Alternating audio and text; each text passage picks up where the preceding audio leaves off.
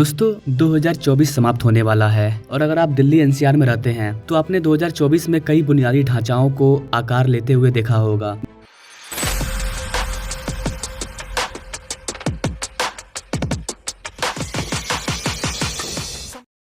दो 2024 बहुत ही important year था। इसी साल हमारे भारत में इलेक्शन हुआ और फिर से वही गवर्नमेंट आई जो 2 बार भारत का बागडोर संभाल चुकी थी।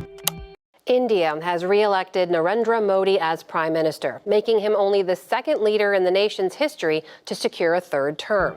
अगर आप गौर से देखें, पिछले 10 सालों में भारत के बुनियादी ढांचे के विकास में जितना विकास हुआ है उतना आजादी के 70 सालों में कभी नहीं हुआ था। भारत क्या था और क्या है, आज से 15 साल पहले का भारत और अभी का भारत में जमीन आसमान का फर्क है।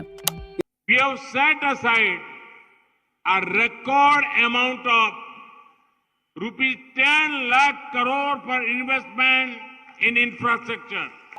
This is 5 times more than that of 2014.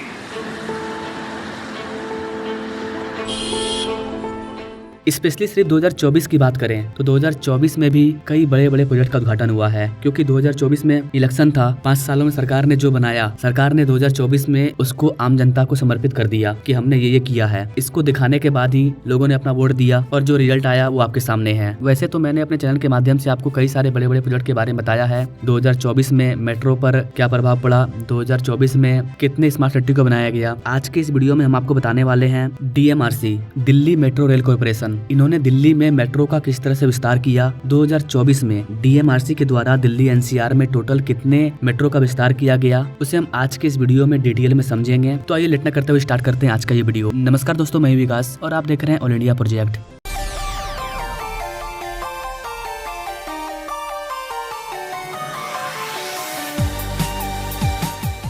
दोस्तों दिल्ली मेट्रो रेल कॉर्पोरेशन यानी कि DMRC के लिए 2024 एक घटनापूर्ण और परिवर्तनकारी वर्ष रहा है, जिसमें अभूतपूर्व अचीवमेंट्स, स्थिरता की अचीवमेंट्स और बढ़ी हुई यात्री सुविधा शामिल है। तकनीकी नवचारों से लेकर बुनियादी ढांचे के विकास तक मेट्रो ने शहर परिवहन में नए मानक स्थापित करना जारी रखा है। इस वीडियो में हम आपको DMRC की प्रमुख उपलब्धियों का महीने दर महीने का सारांश दिखाने जा रहे हैं। सबसे पहले बात करते हैं 2024 की शुरुआत से। 2024 का जब शुरुआत हुआ तो 5 जनवरी को DMRC ने अपनी टिकटिंग सेवाओं को IIIT-D के सहयोग से विकसित वन दिल्ली मोबाइल एप्लीकेशन में एकीकृत किया। यह पहल मेट्रो और दिल्ली की सिटी बस सेवाओं का उपयोग करने वाले यात्रियों के लिए सहज यात्रा योजना बनाने में सक्षम बनाती है। इसके 2 दिन बाद यानी कि 7 जनवरी को भारत की राष्ट्रपति द्रौपदी मुर्मू ने दिल्ली मेट्रो में यात्रा की। ऐसा करने वाली वो दूसरी राष्ट्रपति बनी। जी हाँ गाइस, ये 2024 था जब हमारे देश की राष्ट्रपति ने दिल्ली मेट्रो का सफर किया। उन्होंने स्कूली बच्चों से बातचीत की और अपनी यात्रा के लिए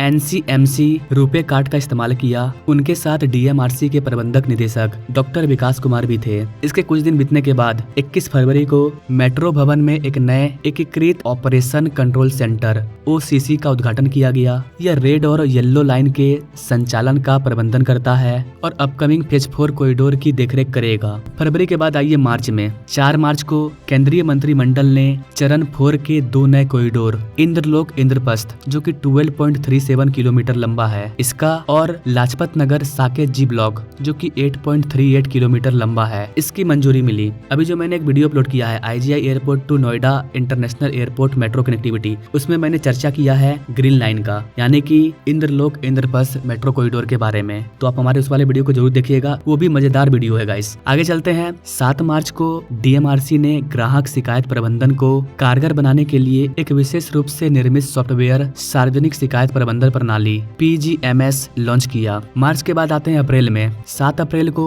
ट्रांसपोर्ट स्ट्रेटजी सेंटर यानी कि TSC लंदन द्वारा आयोजित 11वें ऑनलाइन ग्राहक संतुष्टि सर्वेक्षण में मेट्रो परिचालन पर प्रतिक्रिया एकत्र करना शुरू हुआ। ऐसे ही छोटे मोटे कामों से ये महीना बीता। अब आइए मई में। 3 मई को DMRC ने भारत मंडपम नई दिल्ली में अपना 30वां स्थापना दिवस मनाया, जिसमें अनुराग जैन, नरेश कुमार और परमवीर चक्र विजेता मानद कैप्टन योगेंद्र सिंह यादव जैसे गणमान्य व्यक्ति उपस्थित थे। मई के बाद आइए जून में। 5 जून को DMRC के मेट्रो भवन मुख्यालय ने कार्बन न्यूट्रल प्रमाणन प्राप्त किया, जिससे स्थिरता के प्रति इसकी प्रतिबद्धता मजबूत हुई। ठीक 2 दिन बाद 7 जून को DMRC ने भारत भारत और विदेशों में आगामी मेट्रो रेल परियोजनाओं पर सहयोग करने के लिए Konkan railway corporation limited KRCL के साथ एक समझौता ज्ञापन पर साइन किया। इसके कुछ दिन बाद 13 जून को मास रैपिड ट्रांजिट सिस्टम में परामर्श कार्य की संभावना तलाशने के लिए राइट्स के साथ एक समझौता ज्ञापन पर इन्होंने हस्ताक्षर किया। अब आइए जुलाई में 4 जुलाई को DMRC ने डिजाइन, निर्माण और परामर्श परियोजनाओं पर काम करने के लिए रेल विकास निगम लिमिटेड RVNL के साथ साझेदारी की। फिर 2-4 दिन बाद 10 जुलाई को एक भारत एक टिकट इस पहल को बढ़ावा देने के लिए एक बीटा संस्करण QR कोड आधारित टिकटिंग प्रणाली की शुरुआत की। ठीक एक दिन बाद 11 जुलाई को Amazon पे के सहयोग से एक डिजिटल QR टिकटिंग प्रणाली शुरू की गई, जिससे यात्रियों को एक सहज यात्रा का अनुभव प्राप्त हुआ। कुछ दिन बाद 17 जुलाई को डायल एयर इंडिया और विस्तारा एयरलाइंस के साथ साझेदारी में एयरपोर्ट एक्सप्रेस लाइन स्टेशनों पर अंतर्राष्ट्रीय उड़ान चेक इन सुविधाओं का शुरुआत किया गया। इसके कुछ दिन बाद 28 जुलाई को DMRC को जल संरक्षण पहल के लिए ग्लोबल वाटर टेक अवार्ड 2024 प्राप्त हुआ। तो ये साल DMRC के लिए बहुत इंपॉर्टेंट था। अब आते हैं अगस्त में। 21 अगस्त को DMRC ने तुगलकाबाद एरो सिटी कॉरिडोर पर 865 मीटर लंबी अंडरग्राउंड सुरंग के निर्माण के साथ एक मील का पत्थर हासिल किया। उसी दिन DMRC ने एकीकृत टिकटिंग सिस्टम के लिए NCRTC के साथ एक समझौता ज्ञापन पर भी सिग्नेचर किया। अब आते सितंबर में 12 सितंबर को multiple journey QR ticketing launch किया गया, जो पर्यावरण अनुकूलन और सुविधाजनक यात्रा समाधान प्रदान करता है। कुछ दिन बाद 18 सितंबर को चरण 4 निर्माण के अंतर्गत पहली जुड़वा सुरंग का निर्माण कार्य मेजेंटा लाइन विस्तार पर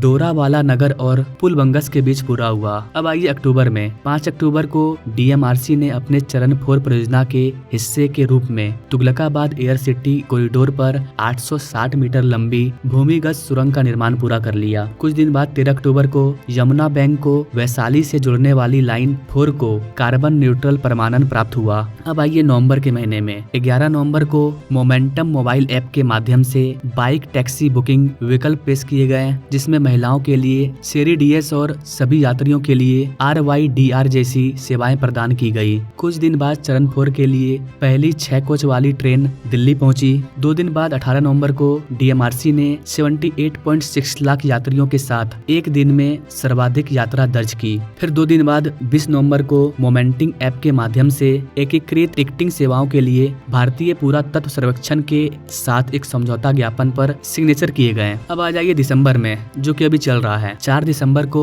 DMRC ने तुगलकाबाद एरो सिटी कॉरिडोर पर सबसे लंबी अंडरग्राउंड सुरंग, जो कि 2.65 किलोमीटर लंबा है, इसका निर्माण को पूरा कर लिया, जो चरण 4 निर्माण में एक और मील का पत्थर साबित हुआ। तो जनवरी से लेकर के हमने दिसंबर में देखा कि दिल्ली मेट्रो में DMRC ने किस तरह से चीजों को हैंडल किया, कहां पर नया चीज ओपन हुआ, क्या नई फैसिलिटी दिल्ली NCR में रहने वाले लोगों को मिली। इनमें से जहां पर भी मैंने आपको न्यू इंफ्रास्ट्रक्चर प्रोजेक्ट के बारे में बताया, उनमें अगर आप डिटेल में वीडियो चाहते हैं तो आप हमें कमेंट कर सकते हैं, उस पर मैं अपडेटेड वीडियो ला दूंगा। क्योंकि दिल्ली मेट्रो में अभी चरण फेज का काम चल रहा है। चरण 3 तक दिल्ली मेट्रो में मेट्रो का सारा विस्तार हो चुका है। फेज 4 के तहत कई सारे जगहों पर मेट्रो का विस्तार किया जा रहा है, जिनको मैं अपने चैनल के माध्यम से आपको बताते रहता हूँ। तो 2024 के अंत तक DMRC का क्या रोल रहा दिल्ली मेट्रो में, वो मैंने आपको इस वीडियो के माध्यम से बताया। ऐसा ही विस्तार अगर आप मुंबई के बारे में जानना चाहते हैं, गुजरात के बारे में जानना चाहते हैं, बेंगलुरु मेट्रो के बारे में जानना चाहते हैं, तो आप हमें कमेंट कर सकते हैं। एक्सप्रेसवे पर हमारे लिए वीडियो लाना थोड़ा सा कठिन है। ये तो फाइनेंशियल एक्सप्रेस की एक अच्छी रिपोर्ट थी, जिसको मैंने अपने भाषा में आपको समझाने का प्रयास किया। बाकी आप कमेंट कीजिए कि आने वाले